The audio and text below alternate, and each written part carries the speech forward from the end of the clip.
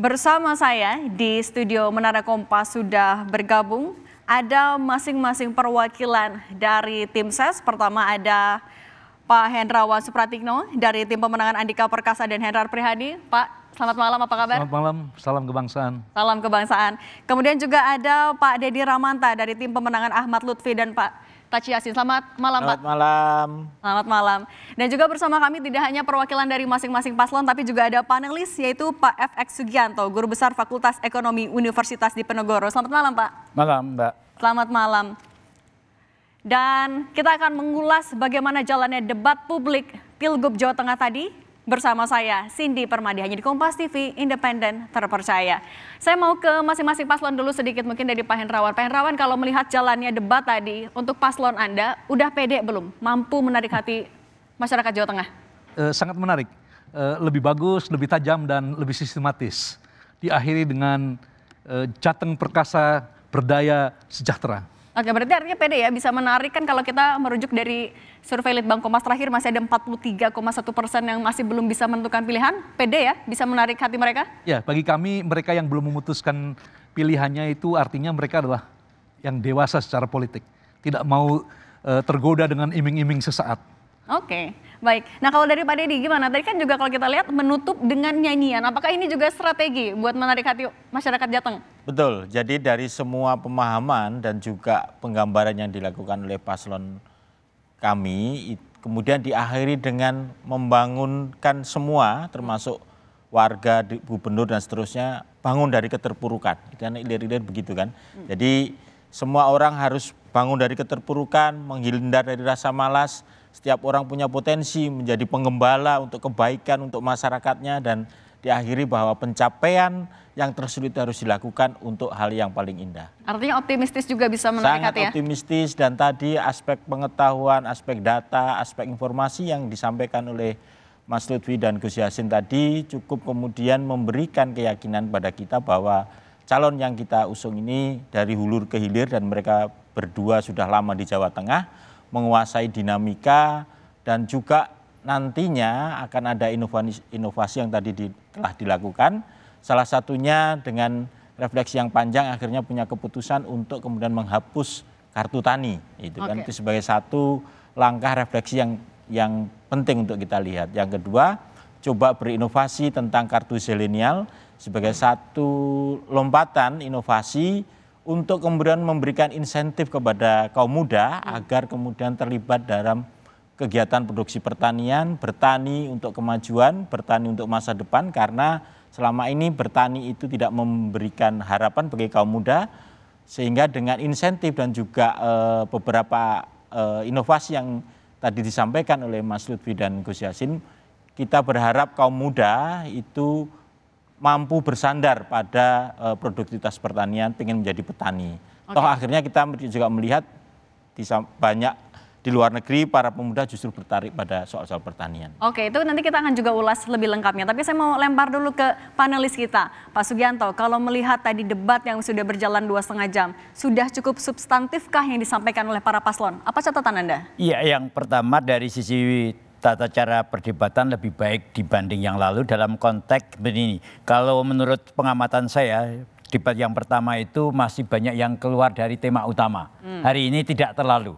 Jadi yang kedua, yang menurut saya ini ada lebih baik dari ini, hampir semua paslon sudah mengacu kepada data sebagai konfirmasi faktual gitu. Dan menurut saya masih ada, memang ada beberapa yang tidak tepat dari data yang saya miliki juga itu ada. Namun sayangnya eksplorasi masih perlu diperdalam lagi, Mbak. Jadi isu-isu yang berkaitan dengan apa yang sesungguhnya ada di Jawa Tengah itu. Kalau banyak data kan artinya juga yang jadi PR, bagaimana masing-masing paslon bisa membumikan apa yang mereka sampaikan kepada masyarakat. Sudah paskah mereka?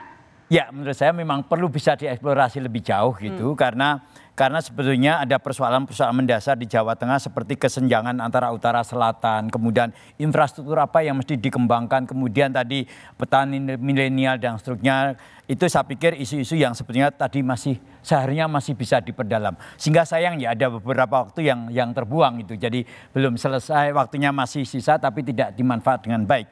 Menurut saya ini sangat penting ya, karena dalam pandangan saya memilih itu satu hal, suka itu satu hal yang lain. Jadi orang yang memilih suka iya, tapi menurut saya suka belum cukup karena memilih itu bukan hanya tentang kesukaan, tapi juga tentang manfaat dan harapan. Nah, forum seperti ini mestinya bisa dimanfaatkan dengan baik oleh paslon untuk menunjukkan kepada calon pemilih bahwa mereka layak dan pantas untuk diberikan kepercayaan atas harapan-harapan calon pemilih. Idealnya seperti itu gitu. Oke, tapi kalau kita juga melihat dari, kan ada 4 subtema ya Pak, Ya. mana yang paling menonjol dari masing-masing paslon?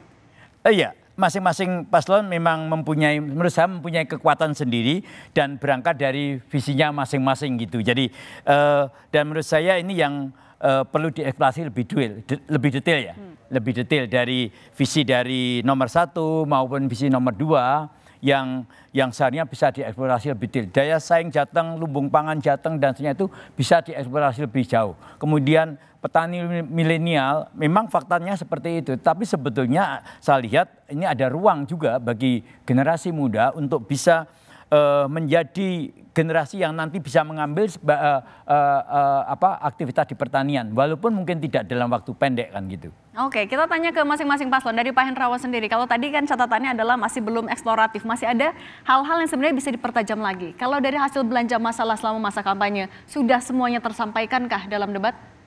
Tentu karena debat itu kan terbatas waktunya ya. Jadi eksplorasi itu tidak maksimal ya. Tetapi yang saya lihat yang menonjol dari apa yang dipaparkan oleh Pak Andika dan Pak Hendy itu mereka selalu mengulang-ulang pentingnya sistem insentif. Bagaimana mendorong masyarakat berinisiatif untuk bekerja, berkarya, berdampak untuk lingkungannya.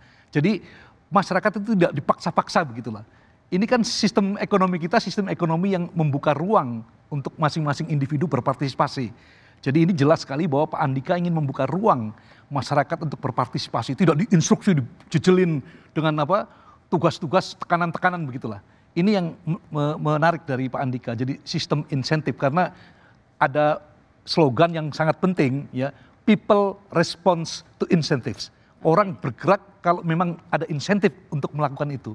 Jadi dalam konteks seperti ini saya kira sinergitas masyarakat Jateng bisa dimaksimalkan untuk bergotong royong membangun produktivitas, karena kata akhir kesejahteraan itu adalah pada produktivitas. Tidak ada masyarakat yang kaya, tidak ada masyarakat yang sejahtera kalau produktivitasnya rendah. Oke. Dan itu yang berusaha dilakukan oleh pasangan Andika Hendy. Oke, Pak Deddy, kalau misalnya dari paslon 1 yang dijualnya adalah insentifnya. Nah, kalau dari paslon nomor 2 gimana?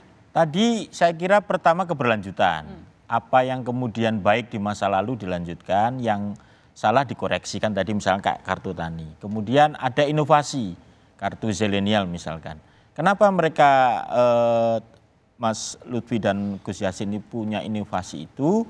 Karena berangkat bahwa atas pendalaman masalah mereka di Jawa Tengah lama itu, maka tidak lagi dibutuhkan eksplorasi data tetapi pada solusi. Solusi yang paling mungkin adalah memaksimalkan negara hadir, pemerintah hadir kepada siapa? Kepada yang muda, karena petani ini harus berkelanjutan. Tidak bisa kita bersandar pada petani yang sudah makin menua, tapi harus ditopang oleh generasi muda.